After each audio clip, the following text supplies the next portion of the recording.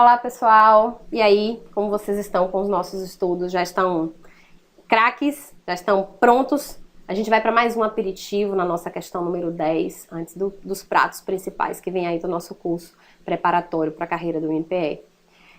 Essa última questão, ela foi retirada da prova de 2014, realizada pela OCP, para analista em direito. E aqui, embora o enunciado da questão cuide da Lei Complementar número 11, é importante saber que esse tratamento que é conferido ao Ministério Público com prerrogativa, ele é uma prerrogativa genérica, tá? Então ele vai aparecer como prerrogativa dos membros do Ministério Público também nas demais leis complementares.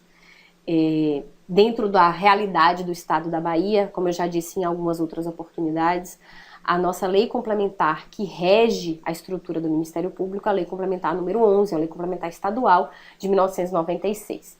E segundo a questão, conforme a Lei Complementar número 11 de 96, constituem prerrogativas dos membros do Ministério Público no exercício de suas funções, exceto... Veja, aqui eu estou dizendo, então, que eu tenho várias prerrogativas nessas alternativas, mas que uma delas não é prerrogativa. Eu tenho uma questão errada, vou escolher aqui a alternativa incorreta. A letra A me diz o seguinte: o membro do Ministério Público deve receber, como prerrogativa ele deve receber o mesmo tratamento jurídico protocolar dispensado aos membros do Poder Judiciário e aos conselheiros dos Tribunais de Contas, junto aos quais oficia. E aqui é verdade sim. O Ministério Público, ele goza do mesmo direito que tem também as estruturas, os membros das demais carreiras. E isso está expresso no artigo 199, inciso 1º da Lei Complementar número 11. Constituem prerrogativas dos membros do Ministério Público no exercício de suas funções. Inciso 1º, receber o mesmo tratamento jurídico protocolar dispensado aos membros do Poder Judiciário e aos conselheiros de tribunais de contas junto aos órgãos que oficiem. Exatamente igual. Texto literal de lei. Na letra B, eu tenho como também uma prerrogativa dispor e utilizar livremente nas comarcas em que servir de instalações próprias e condignas nos prédios dos fóruns. Também é uma alternativa expressa do texto de lei. Inciso 4º, dispor e utilizar livremente nas comarcas em que servir de instalações próprias e condignas dos prédios dos fóruns. Letra C. Gozar de inviolabilidade pelas opiniões que externar ou pelo teor de suas manifestações processuais ou procedimentais, nos limites de sua independência funcional. O que isso quer dizer? Que o membro do Ministério Público vai poder, na sua atuação, atuar de uma forma livre, perdoem a redundância. A atuação do Ministério Público deve ser livre, respeitada inclusive a independência funcional que é típica, que é estrutural da carreira do Ministério Público. Letra D.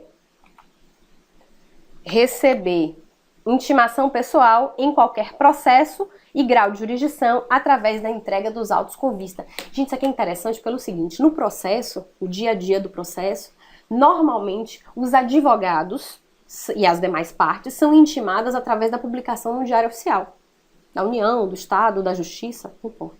O Ministério Público tem a prerrogativa de receber a sua intimação através da entrega dos autos com vista. Por quê? Porque o Ministério Público tem, nesse caso, uma função essencial à administração da justiça e zelar pela própria ordem jurídica.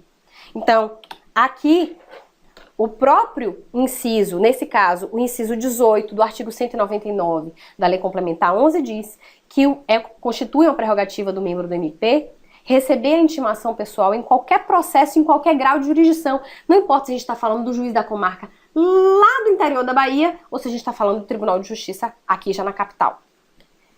Através da entrega dos autos com vista. Então, a intimação do MP só começa a contar a partir da carga dos autos, a partir da entrega efetiva dos autos, do processo, da estrutura física do processo, ao membro do Ministério Público.